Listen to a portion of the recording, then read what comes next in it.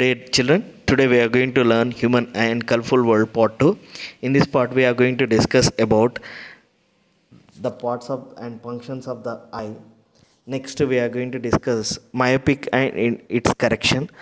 Next, we are going to discuss about hypermetropic eye and its correction. Next, we are going to discuss about presbyopic eye and its correction. These are the main things. Before that, we are going to discuss the healthy eye. Now in this slide we are going to discuss about parts of eye. What are the parts of eye? It has ciliary muscle, iris, cornea, aqueous humor, lens, vertebrates body, and sclera, retina, optic nerve. Okay, the individual function of each part we are going to discuss here now.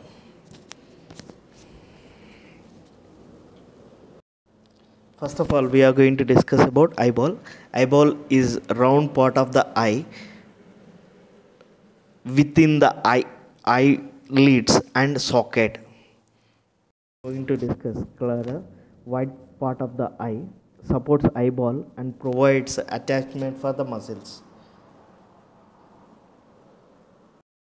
A tough white skin that covers all the eyeball except the cornea is called sclera.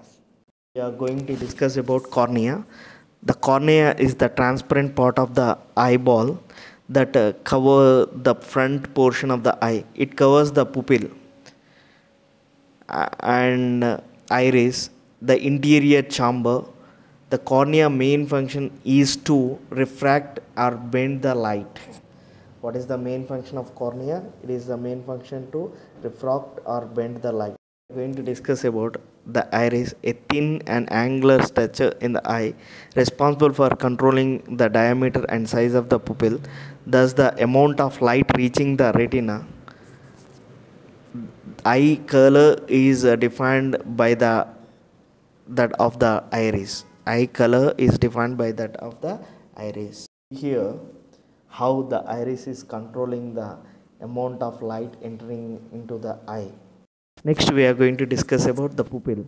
The pupil is a hole located in the center of the iris of the eye that allows the light to strike the retina. It appears black because the light rays entering the pupil are either absorbed by the tissues inside the eye directly or the absorbed after the diffuse reflections within the eye that mostly miss existing the narrow pupil.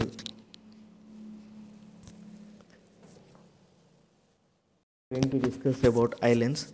It allows us to see the objects near or far. It will adjust the focal length. See with the help of ciliary muscles. Lens. What are the things it will do? It will converge the lens as well as it is a converging lens because its structure is biconvex structure.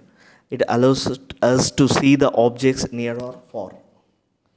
It allows us to see the objects near or far.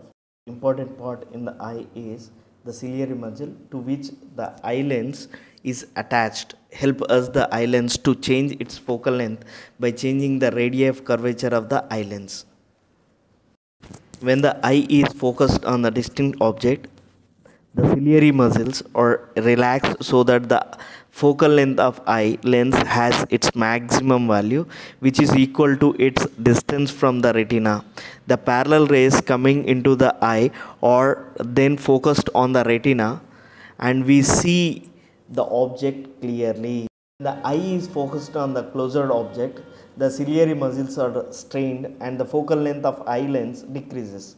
The ciliary muscle adjusts the focal length in such a way that the image is formed on the retina and we see that the object is clearly. This process of adjusting focal length is called accommodation. This process of adjusting focal length with the help of ciliary muscles is called accommodation. This video, the ciliary muscles fibers are relaxed at the time how the eye lens is focused, and when they are contrasted, when the fibers are contrasted, how the eye lens are adjusted, you see here. Anyhow the human eye, okay, For least distance distinct vision, the least distance of distinct vision is anyhow it is 25 centimeter for the healthy eye. You see in this video how the eye lens form real and inverted image it forms on the retina.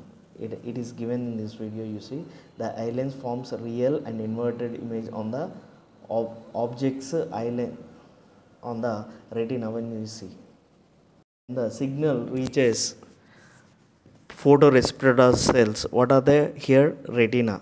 The retina is the delicate membranes which contains almost 125 million receptors. They are called rods and cones which receive the light signal. Here you see the cones, what they will do, they identify the color, and the rods they will identify the intensity of light. Then afterwards we have optic nerve. What it will do, we'll see here. Optic nerve, it takes signals to brain. The brain interprets the signals and finally process the information so that we perceive the objects in terms of shape, size and color. Thank you.